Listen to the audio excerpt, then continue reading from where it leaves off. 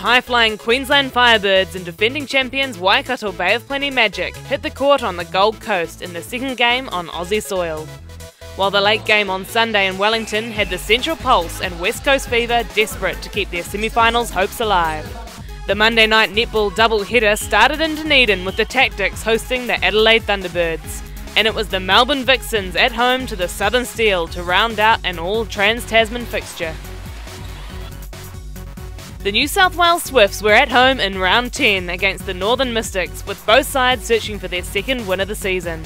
The home side were totally dominant in the opening half, outscoring the Aucklanders 32-22 to stamp their authority on the match. It was hard to pick a Swifts player not winning their position in the first half, with Vanessa Ware, Kim Green and Susan Prattley all dominant.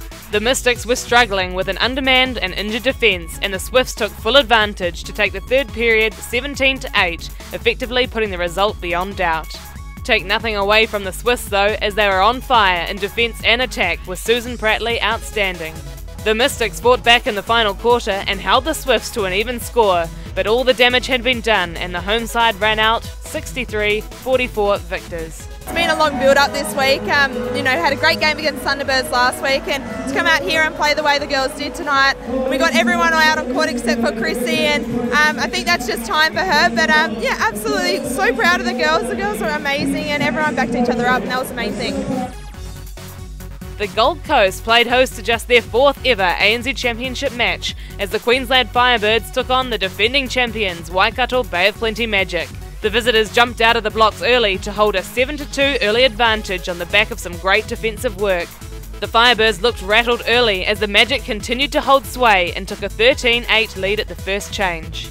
An 11-all second quarter set up an intriguing battle in the second half as the home side looked for answers to the Magic's impressive first 30 minutes. The Firebirds blew the game apart in the third period, shooting 18 from 19 to turn a 5-goal deficit into a 2-goal three-quarter time lead. It was a tense fourth quarter as the Magic and Firebirds threw everything at each other. The Magic took the ascendancy at the midpoint of the quarter, but the Firebirds shot 5 of the last 7 goals to push the game into extra time.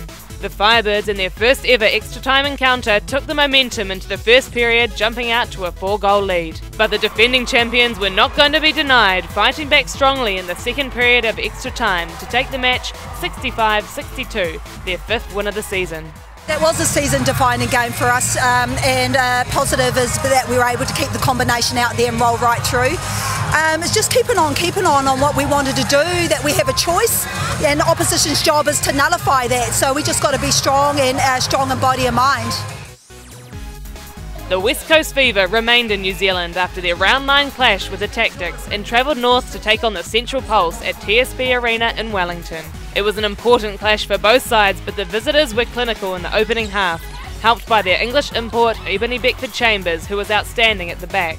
The home side were failing to score turnover ball, and as a result it was the side from Perth who held a 27-25 advantage at the long break. It was a different Pulse side that took the court in the third period, and they claimed the quarter by 2 goals to tie up the match heading into the final 15 minutes.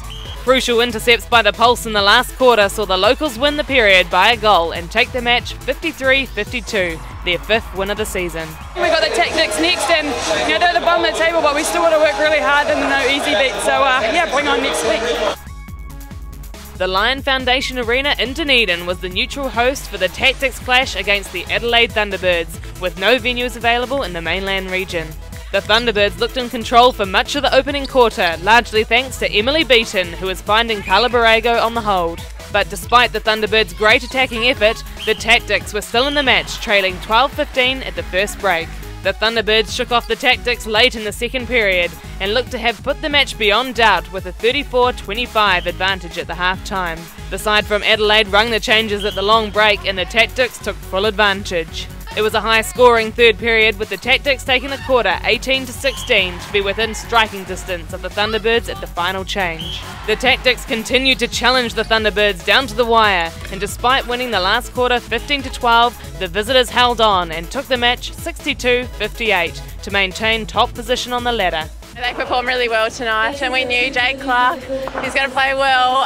They've got some real talent in their team, and yeah, I guess we probably would have liked a bigger margin than that, but one of our goals was to get people on as well and do our rotation, so we achieved that. And sometimes that takes a bit of a sting out of the flow in the game. But yeah, really happy that we won, but probably not as happy as what we would have liked to be. The Melbourne Vixens were at home against the Southern Steel, who were looking for a club record 5th consecutive win in round 10.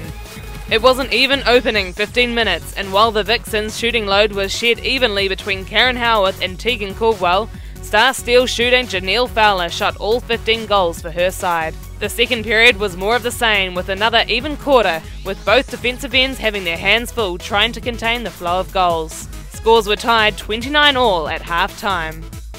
The Vixens totally dominated the Steel 16-9 in the third quarter, with Caldwell and Howarth unstoppable for their home side. The Steel stemmed the flow in the final quarter and won the period 14-13, but paid the price for a lapse in the third, and the Vixens took the match 58-52. I think we learned our lesson from last week that we didn't put in the effort from the start.